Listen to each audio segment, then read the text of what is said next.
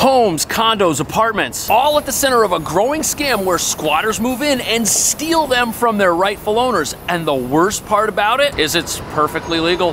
You shouldn't be trying to steal my house. Yes, you are. A squatter standoff. A property owner confronts a group of people she says moved into her $1 million home. What are you doing in the house? Why are you here? She unlocked the front door, saw our cameras, and took off. A Venezuelan migrant posted a video telling followers in Spanish if a house is not inhabited, we can seize it. We need the police right away. No. In New York, squatters have rights after 30 days. A squatter is inside right now and will not leave. And to make matters worse, they had to hire a security guard to watch the house while the squatter's in there and allegedly renting out those rooms. You're getting arrested right now? Being arrested. For what? For being in my own home. Arrested for unlawful eviction. She changed the locks on a man who claims he lives there.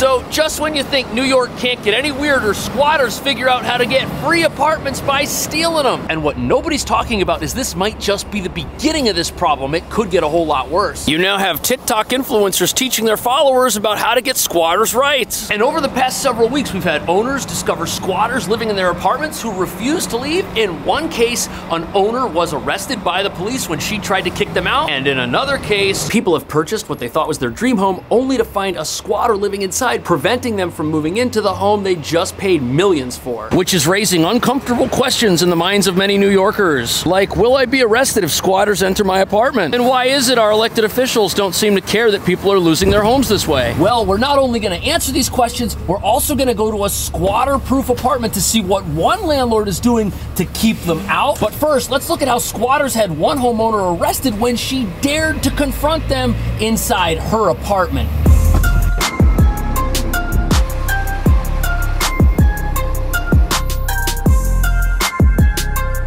So on this street, we've got some gorgeous NYC homes. Owning them might sound like a dream come true, but if what we're about to look at happens to you, instead it'll be a complete nightmare. I don't know the law. Yeah, there's laws. You shouldn't be trying to steal my house. Yes, you are. How about that? A squatter standoff. A property owner confronts a group of people she says moved into her $1 million home in Queens, and our cameras were rolling as dozens of officers. So in this very sad story, we've got a home which was empty. The doors had locks. It was in a quiet residential neighborhood, and nobody expected what was about to happen. But as you're about to see, the fact that her property was vacant and unmonitored ended up being a big part of the problem because it gave the squatters an opportunity to get inside. And that's because in New York, real estate works the exact same way finders keepers works, and somebody else found her place and moved in. In New York, squatters have rights after 30 days. Just after wrapping up our interview, a woman showed up. What are you doing in the house? Why are you here? She unlocked the front door, saw our cameras, and took off. It's open. Let's go in the house. It's open. Adele and her... So this is where things get pretty wild. The owner can't get back in because the locks were changed by the squatters. If she were to kick down the door and break in, that would be illegal. And she had to wait till the door was open in order to get inside. And before we continue, did you see how one of the squatters was totally embarrassed to be on camera? They were more afraid of public shaming than the police because the law's on their side. The door was open. Police started interviewing neighbors and looking for documents. They took the man who told me he had been renting for 2 days out in handcuffs. They got one out.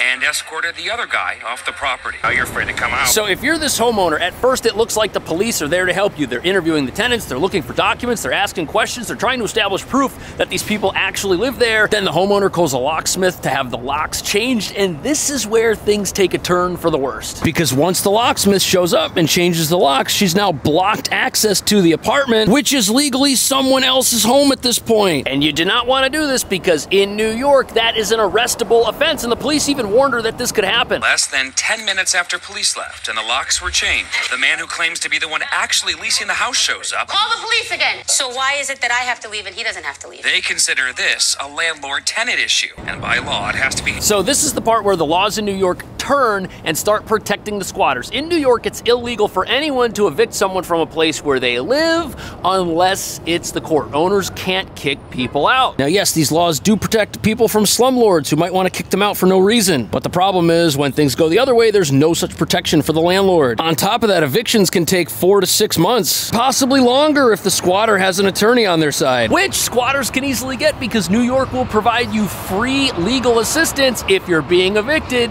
As you gotta go to court and send me to civil court. He says he signed a lease in October, but wouldn't tell us with who. I got proof longer than that.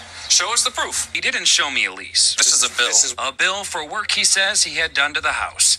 He didn't show police a lease either. Now, to most people, this would be considered breaking and entering, but the breaking in happened over here, and here we are finding out these people live there. It's been 30 days, now they're the tenant. The length of time changes the definition of something. But critics would say that squatters' rights laws in New York are not new, and as a landlord, she should have known this could happen, and that she should have been monitoring the property to make sure criminals didn't go inside and try to claim it for their own. And as we'll soon see, other landlords are aware of the potential problems that can come with squatters, and they've got things in place to keep them out before something like this happens. But look at how smart these squatters are. So Adele, you're getting arrested right now? Being arrested. Arrested for unlawful eviction.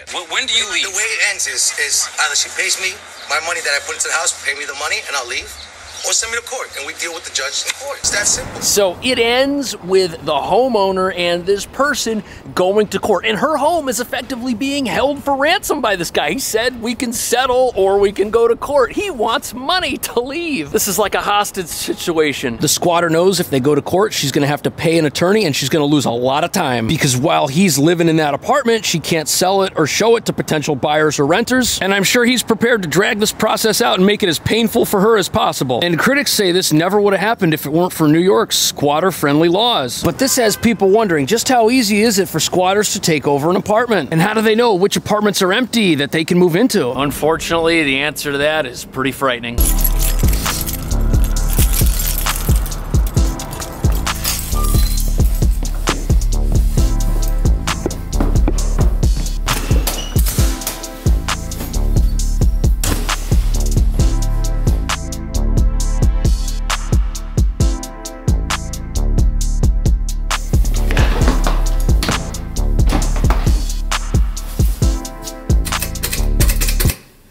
Guess this light's not working, but this is a squatter-proof apartment. It's empty, it's got 3 bedrooms, it's in really good shape. $52.95 is the rent. But $52.95 rent, that's a little bit too high for a squatter, and the landlord has a whole bunch of things going on around here that you don't immediately notice, which are why nobody is able to sneak in here and make this their home and claim that it's theirs. But before we get into what those are, there are a lot of risks associated with having an empty apartment in a lawless city, because if people were able to come in here and stay here for a long time, well, we already just kind of saw how that works out. And to further complicate matters, in order for this place to eventually get rented, it needs to be advertised. People have to put up internet advertisements with photos of all the features, and these websites make you post the real address. That way consumers don't get scammed, which means people could look at the photos, see that it's empty, and try to come by. But this is a rental. It's very well priced. It's going to go very quickly. People are going to be in and out of here every day, different groups of people. It would be very hard to live in here just as a natural byproduct of how the rental process works. But let's say you've got a sale place that has a big sign out front that says the whole townhouse is for sale. No one's home, obviously. What if that door were left open by a contractor or something? What if some criminal just tried to push it open and get inside? They could. And whereas this place is naturally monitored, plus it's in a building with very good security, with lots of neighbors, and with a landlord who has supers open these empty apartments every single day, the same might not be true of a place that's for sale. It might sit vacant for 2 weeks and then somebody goes and looks at it. But the really frightening component to this is look at what the police asked those people for in that first apartment to see if they actually live there. Police started interviewing neighbors and looking for documents. Show us the proof. But who are you for me to show? I showed it to cops. He didn't show me a lease. This is a bill. This is a bill. Right, so the police are asking for a lease or bills or paperwork to establish residency. That way they can say this is a landlord-tenant issue and not breaking and entering. And look at this, you can download leases right from the city's own website. And the stuff that goes on the lease, like who owns the building, is available via public record on the city's other websites. Plus, squatters could probably have their mail redirected to an empty place if they could get inside the mailbox, which is probably easier than breaking into the apartment itself. Again, that's not gonna work in a well-managed, well-monitored apartment like this one. But that woman's home in Queens is just sitting there empty. Nobody's checking up on the place. And as a real estate agent, I've seen people submit fake paperwork to try and rent apartments. Fake tax returns, fake bank statements that show incorrect amounts of money. What if those bank statements just showed the incorrect address and it was the address of the place the squatters had targeted? It basically means a scumbag with a computer could have themselves a great looking apartment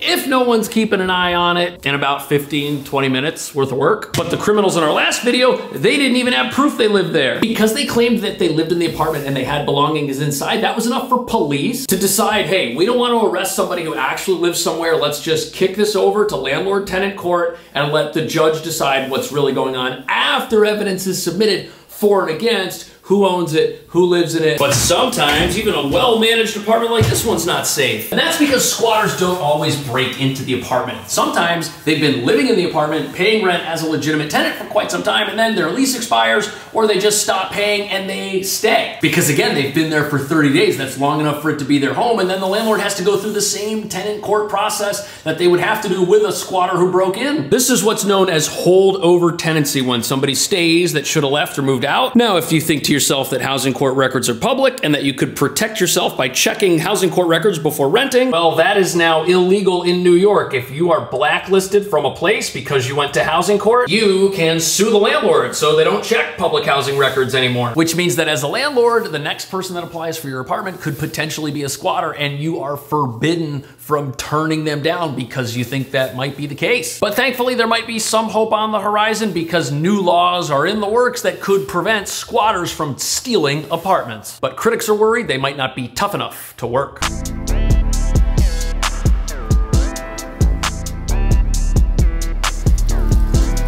We are at the mercy of the squatter, the criminal. They know how to work the law to stay for a certain number of days and kind of work the system. In New York, squatters have rights after 30 days.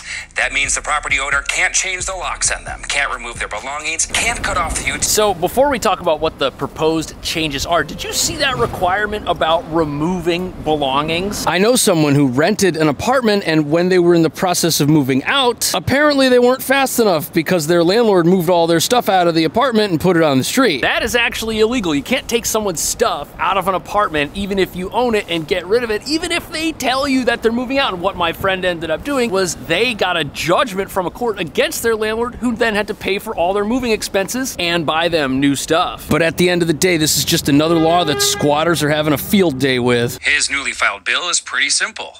It states a tenant doesn't include squatters. You're basically defining what a tenant is. Absolutely. It would mean if someone breaks into a home without permission or documents, police can have the authority to arrest them. I think this is a well-intentioned effort on the part of lawmakers, but I see some serious problems with this type of thing because it's now putting the whole process on determining who's a squatter in the hands of police who show up at a random apartment when they get a phone call from somebody who says they own the building. Slumlords could abuse this by calling the police on legitimate renters. And the police have enough problems in New York as it is. They're already understaffed. They've got issues with crime all over the place, and now they have to go to an apartment and decide who's a squatter and who's not. What if the police evict somebody who was actually a legitimate tenant? Can the police department then be sued for carrying out an unlawful eviction? And we're gonna expect the police to look at documents on cell phones and determine if they're real or not? And at what point is it the homeowner's responsibility to secure their apartment, which is worth millions of dollars, from break-ins and repeated vacancy? You can't just leave something like this unmonitored. You gotta have a camera, you gotta be checking up on it. I've spoken to building superintendents who tell me they find squatters in their apartments, but since they catch these people so quickly after they move in, it's easy to get rid of them for breaking and entering. Now, I'm not saying that New York City's laws are good, and they definitely need to be looked at, for sure. But why is nobody talking about giving property owners the right to evict people on their own? And here's another issue. What are the penalties for trespassing? Are those increased under this rule? Do we even punish trespassers in New York? Squatters would definitely think twice about moving into somebody else's apartment if doing so would put them in a jail cell with somebody else. And that's likely the real issue here that nobody's talking about, because if there's not some consequence for people breaking in and living somewhere, won't they just keep doing it? Personally, I'm not even sure you could pass a law here without giving rights back to property owners that would make everybody happy, because any law that